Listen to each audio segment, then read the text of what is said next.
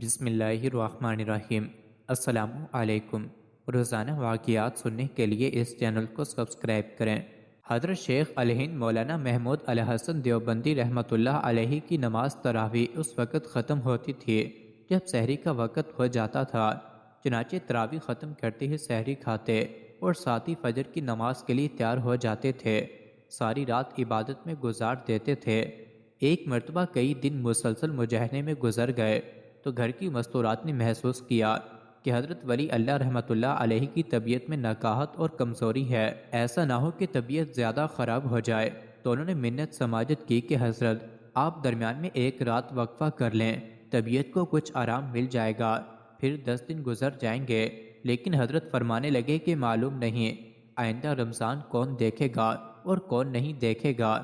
گھر کی مستورات نے کسی بچے کے ذریعے قاری کو پیغام بھجوایا کہ قاری صاحب آپ کسی رات بہانہ کر دیں کہ میں تھکا ہوا ہوں، آرام کرنے کو جی چاہتا ہے۔ حضرت کی عادت شریفہ تھی کہ دوسروں کی عذر بڑی جلد قبول کر لیا کرتے تھے۔ قاری صاحب نے کہا، بہت اچھا کہ وہ میرے شیخ و مرشد ہیں، ان پر اس وقت کمزوری اور ضعف غالب ہے، تو چلو آج کی رات ذرا آرام میں گزرے گی۔ قاری صاحب تراویح پڑھانے کے لیے آئے تو کہنے لگے کہ حضرت آج میری طبیعت بہت تھکی ہوئی ہے، اس لیے آج میں زیادہ تلاوت نہیں کر سکوں گا۔ حضرت نے فرمایا، ہاں بہت اچھا، آپ بالکل تھوڑی سی تلاوت کریں۔ قاری صاحب آپ تھکے ہوئے ہیں، اب آپ گھر نہ جائیں بلکہ یہیں میرے بستر پر سو جائیں۔ قاری صاحب کو مجبوراً تعمیل کرنا پڑی، حضرت کے بستر پر لیٹ گئے۔ حضرت نے فرمایا، قاری صاحب آپ بالکل آرام کریں اور سو جائیں، پھر لائٹ بجھا دیے اور کواڑ بند کر دیے۔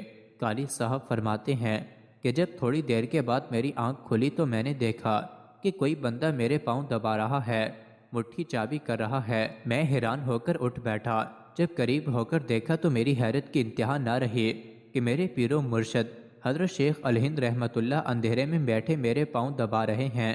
میں نے کہا، حضرت آپ نے یہ کیا کیا؟ فرمانے لگے کہ قاری صاحب آپ نے خود ہی تو کہا تھا کہ میں تھکا ہوا ہوں، تو میں نے سوچا کہ چلو میں آپ کے پاؤں دبا دیتا ہوں، آپ کو کچھ آرام مل جائے گا۔ قاری صاحب کہنے لگے، حضرت اگر آپ نے رات جاگ کر ہی گزارنی ہے تو چلے میں قرآن سناتا ہوں، آپ قرآن سنتے رہیں، رات یوں بسر ہو جائے گی۔ چنانچہ قاری صاحب پھر مصلے پر آ گئے، انہوں نے قرآن پڑھنا شروع کر دیا، حضرت نے قرآن سننا شروع کر دیا۔ اللہ اکبر! ایک شخص سیر کے لیے سوات تشریف لے گئے، بیوی بچے بھی ساتھ تھے۔ ایک پہاڑ پر انہوں نے ایک خوبصورت اور گول شکل کا چمکدار پتھر دیکھا۔ انہوں نے اٹھا کر دیکھا تو بہت ہی شفاف اور ملائم تھا، رنگ بھی بہت خوبصورت تھا۔ بچوں نے اصرار کیا کہ وہ پتھر گھر لے چلیں۔ والد نے بھی سوچا کہ چلو ڈیکوریشن کے کام آئے گا، سفر کی یادگار ہی صحیح، لے ہی چلتے ہیں۔ چنانچہ انہوں نے وہ پتھر لا کر گھر میں سجا دیا۔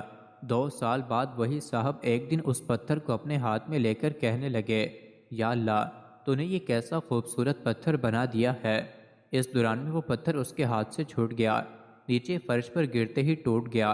ایک لمحے کے لیے انہیں افسوس تو ہوا، مگر ساتھ ہی یہ دیکھ کر حیرانی ہوئی کہ پتھر کے عین درمیان میں ایک سوراخ تھا جس میں سے ایک کیڑا نکلا اور چلنے لگا۔ بتائیں کہ بند پتھروں میں کیڑوں کو کون روزی دیتا ہے؟ یقیناً اللہ تعالیٰ دیتا ہے۔